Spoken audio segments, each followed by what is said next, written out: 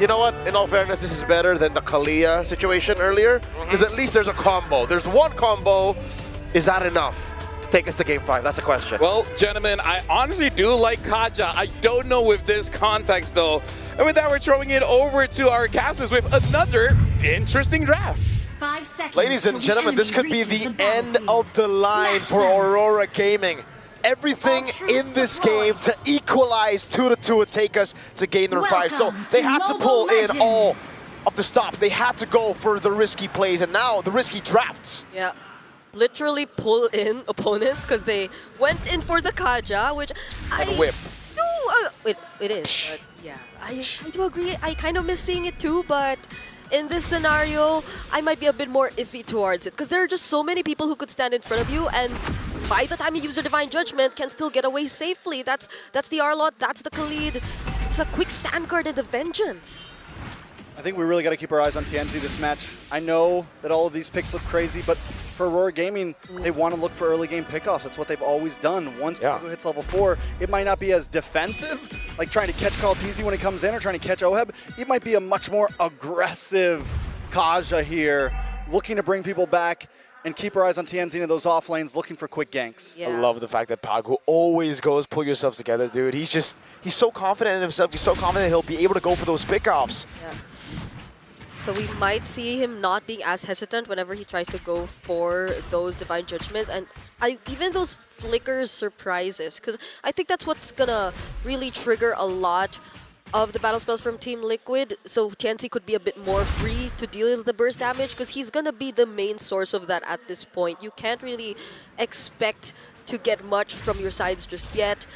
And now they're really trying to look for potential ways that they could make this or make his presence felt, but Oheb, I feel, is a bit too careful in the laning too, and we've seen how disciplined he played this Claude even in the previous game. Yeah. I think, in a way, the Kaja pick actually kind of ruined a bit of what I was expecting. I thought, again, I had a similar opinion to Lafel. I thought it was going to be a Minotaur, a hard CC hero to come in as rogue, because I thought you would want to put TL onto more Purify so that your crazy poke, the assassin threat from TNZ could be more. Now it's that up top. Magic on Oheb. Oheb might not be able to get away from this one. He's going to live, though. The Deadly Magic was enough. TNZ wants to try to finish it, but he goes too deep, and he's taken out. First blood over to Sanji. Sanji just literally followed him with the Lantern Flares, and he had no other way to get out. The Space Escape was already used just to pour out the damage for the Deadly Magic. But you understand why Aurora Gaming wanted that kill on Oheb so badly. It's just that it was a bit too desperate of an attempt. Uh-oh. Siggy Boom. Flickers out. Kaltizi. Okay, doesn't get the quad shadow. It's all G.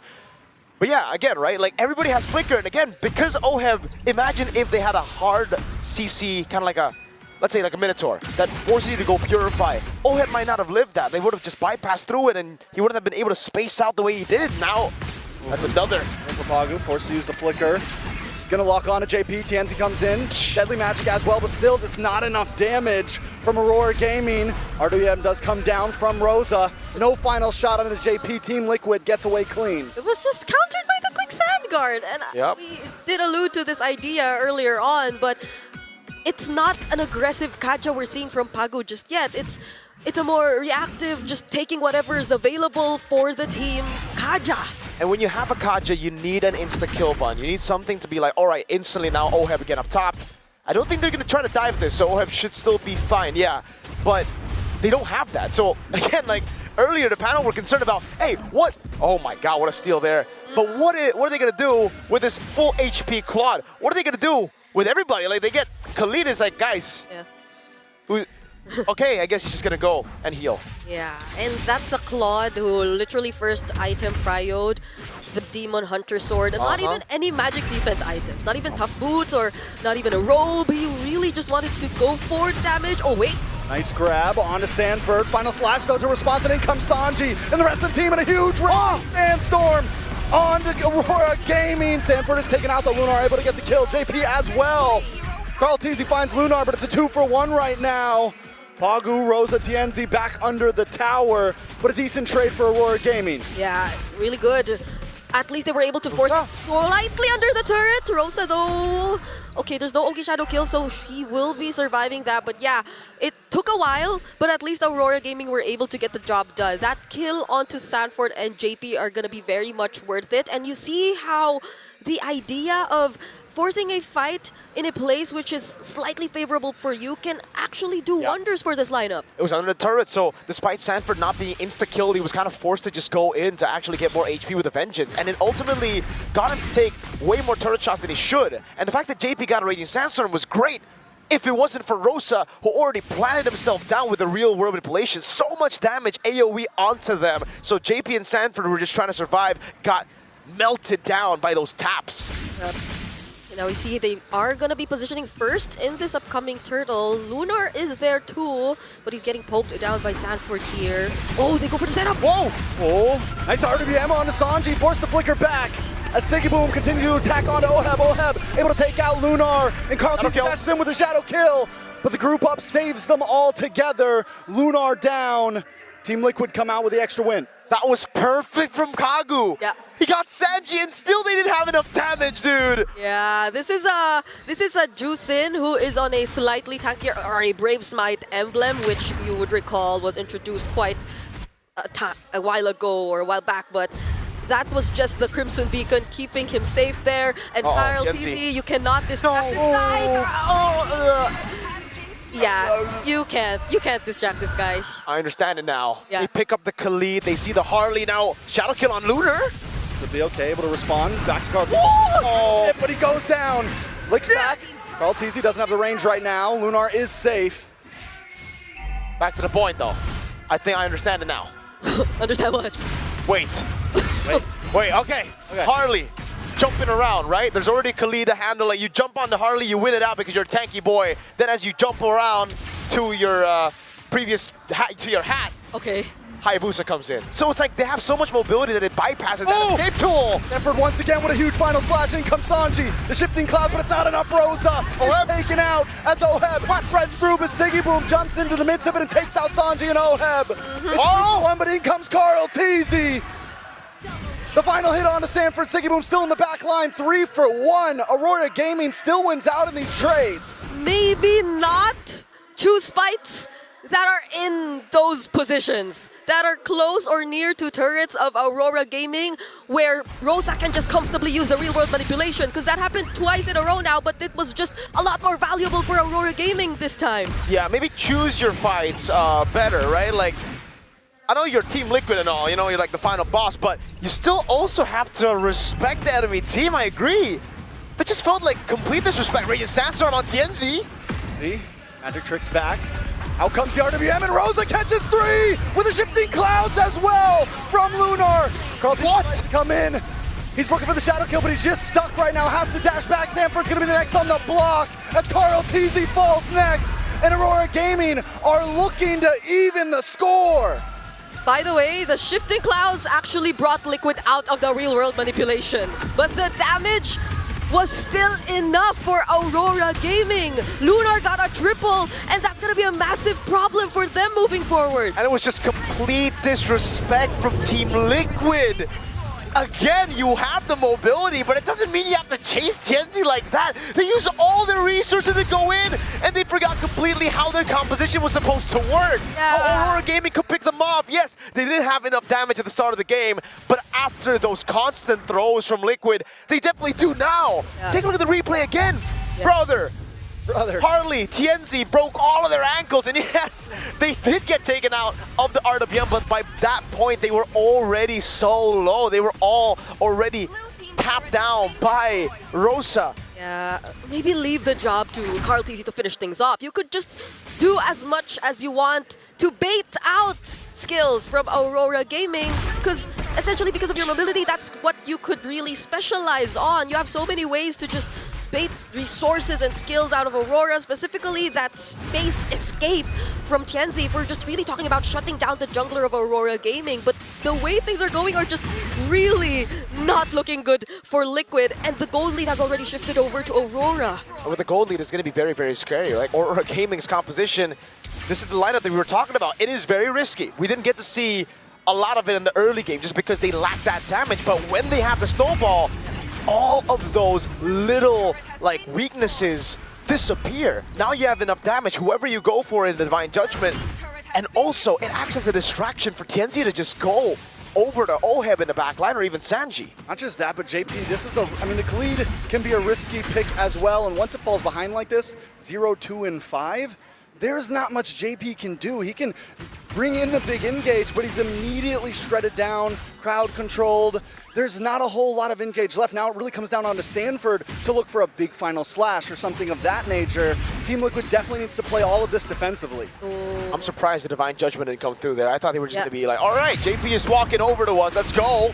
G Yeah. for an angle, decides not to do it. They want to deny this purple buff really badly. gets it. Okay, at least he gets Oi, TNZ! Oh, thank goodness But he had the they played hat. out the Raging Sandstorm as well. No, it's fine. Cooldown's very low there, right? So it's like, it's still a Sky Piercer for Carl. Did not notice. Let's take a look at the items. Yeah, he's still slightly behind of TNZ though, if it's just that. A bit of catching up to do here for majority of the members, but I think it's more emphasized on the EXP lane matchup. It's also mainly because of the triple kill, I guess, that Lunar did get earlier on in the top lane. But I think that's where we put a bit more importance on what Trek said about Sanford being the guy who could potentially turn things around for Team Liquid here. It's really that final slash onto the right target that could shift things a bit towards their favor. Yeah. It really seems like for Aurora Gaming, coming into this mid-game, I thought there would be more physical defense items, but they're still going for like traditional build paths here. Even the Oracle straight for Lunar, despite not having any more healing from the rest of the team here. So, again, I would like to have that Pagu. You're gonna get pulled back. It's gonna be enough to take him out. The final deadly match to come. Wow. And a beautiful RWM to keep TL at bay. They claim JP for their own. That's a ZRWM, a zoning real-world manipulation. So well played, but now two big ultimates are down, and Team Liquid might want to pounce. RTZ still holding the backside. Are they gonna make an angle? Okay. They might just be Lunar! for that. Oh. Beautiful shifting clouds. Carl Teasy's gone as Sigiboo jumps into the backside. A blazing duet from Oheb, but it is defensive. Pagu's looking for the next target, and Sanji's off the map as well. Sanford, one of the last two members standing, will not stand a chance. Aurora Gaming are taking this possibly. Yeah, it's not gonna come from Pagu. The second re-engage wasn't gonna come from Pagu. It's gonna come from the other members. Can be Lunar, can be Sigiboom. In that instance, definitely was Lunar. So Team Liquid, even despite the lack of real-world manipulation, couldn't really feel confident enough to look for the engage. Now they lose a base turret, and the Lord is in the hands of Aurora Gaming. Oh my lord. And again, you see it. We were talking about it, right? What is the Khalid gonna do when you're 0-3, when you're behind? Dude, he got melted. Pagu was just like, all right, I understand. Earlier, he really should have just gone for the Divine Judgment, but he played it safe. Then they realized, wait, we can actually just burst this guy like he's nothing. Divine Judgment goes in. They all go for the damage, and even that zoning ult from Rosa to save them from a possible flank angle from Team Liquid. It was beautifully done. Aurora Gaming, after game number 3 earlier, I really thought they had forgotten a lot of what their win conditions were. But they reset so good, and now with, again, a very interesting composition. As the panel said, TNZ just loves it. Yeah, this is terrifying. Pagu has the Chastise Pile Drawn and also the fleeting time. So whenever they get a successful pick-off, it could be an easy round 2 for them. Worst case scenario for Team Liquid, and they have to rely on the way. Why, Pagu? He flickered. Oh! Get pulled back. JP with the Raging Sandstorm. RWM is canceled. What? Clouds from Lunar. JP just can't get the kill as TNZ continues to creep forward. But Oheb backside with a blazing duet plus a winner crown, but still nobody drops just yet. TNZ gonna go in, Sigiboom with the damage with the curtain call. Oheb able to flicker out. They defend. Oh my goodness, Immortality pickups too were there. Team Liquid had to play it a bit safe, but that was a really commendable engage that we saw from them. Nonetheless, Aurora Gaming though, they already take out 2 base turrets, and that's gonna matter a lot. But we've seen Liquid in this situation. So despite the Pagu fumble on the flicker Divine Judgment, it is still a win. They got 2 base turrets, like Brigitte just said earlier. So it's still gonna be really tough for Team Liquid to handle the waves here in the side. Aurora Gaming, this would have actually been the way for Team Liquid to punish Aurora Gaming. They need to stick together, right? Now, Team Liquid, how do they handle the waves in the bottom lane while Aurora Gaming constantly look for those pickoffs? Because if TL go and split their members apart, Aurora are just going to take either the 4v5 with a flicker. Now pull yourself together, already fully stacked for Pagu. Very, very quick. Even though he messed up earlier, it's already going to be up for the next fight, right? So pickoffs will always be available. And Team Liquid will need vision, but none of their heroes can get them vision. Yeah, that's why JP has to be a bit more careful in scouting the brushes here. I do want to say I think Aurora Gaming maybe pushing a little too hard here. Needs to still keep it slow. It's still TL that you're up against. They do gain position. They wanted that pick off a second ago, but that could have been risky, so I like the fact that they backed off, gained position over the Lord. Yeah. I really consider who Liquid are willing to send to the opposite lane to here, because ideally it'll be Carl TZ with a bit more of the mobility to get back somehow, despite the nerfs on the Shadow of the Hayabusa. Oheb, it's not really coupled with the Lui, so there's no easy way to go for those opposite lane manages, but this is what makes it terrifying. Look at where Tianzi and Rosa currently are positioned across the map. You couldn't just send out anyone at this point to take care of the lanes. Chastise Pauldron and the Melfic gun again. It's the pick off call. TZ! Oh, he checks the bush, and they go for the sentry. They're able to reveal, they get that vision onto Aurora Gaming, but it's going to be down for quite a bit now, and that's another window that opens for Aurora Gaming that starts to close off for Team Liquid. Okay, they're gonna go for JP here. Sanford and Sanji. Oh! Wasted out. A beautiful winner crown from Sanji. Carl TZ is looking for an angle now as well. Team Liquid making their way in. Pagu getting caught up by Oheb. Siggy Boom taking some damage as well. TNZ's forced to flick back with a hat trick. Yeah. TL now has control over the Lord Pit. They gotta go for it. Pagu, no Divine Judgment out of the M. The end does come down. Pagu looking in as well. Carl TZ able to take the Lord though. And Pagu's shredded down, but a blazing new Oheb. He does pop. JP in the backside looking for TNZ. Pagu there as well as Siggy Boom and Sanji in the 1v1. Lunar with the shifting clouds, but may go down. Carl TZ taking this game into his team's hands. JP with a double. Siggy Boom That's a shutdown. wants to cut all alone. I'm not too sure about the Sanford. Okay, uses the flicker. He catches up somehow, and the final slash too. Siggy Boom just needs to try to buy time. Carl TZ's there with the shadow kill. Winter Crown comes out, buying time for his team. It's 20-second death counters for Aurora Gaming. But the Lord, the game is back into a possible Team Liquid advantage. And again, well played. Hey, I question it. Forgive me, I was not familiar with your game, Siggy Boom. Amazing when the crown of the flicker. And now it delays Team Liquid from getting even more than they should have actually, right? 4,000 gold lead still. Pagu's gonna be up, Lunar's gonna be up. That really denied all of the full capitalization from Team Liquid. Now, Aurora can still breathe. They still have the advantage. Yes, Team Liquid, it's swinging back towards them, but they won't be able to crack a base turret open unless they get another good fight. Yeah, and at least Pagu knows now that he has to be a bit more careful in terms of his choices. Yep. He has to check who has ways to actually still survive, who has the Winter Crowns, who has the immortalities before he actually commits. Ooh, JP into the back. A nice final slash, but the RW1 comes out. Lunar still standing. Sanford goes down first as Pagu jumps into the middle to keep Team Liquid zoned away. The Lord does crash into the base. JP, Oheb, the blazing duet in the backside. Oheb! He takes out Rosa. Carl TZ. Siggy Boom down. Team Liquid break through the base, and it's nothing but Pagu and TNZ. Team Liquid Philippines. The cavalry rages on. And the charge of the cavalry continue in the lower brackets.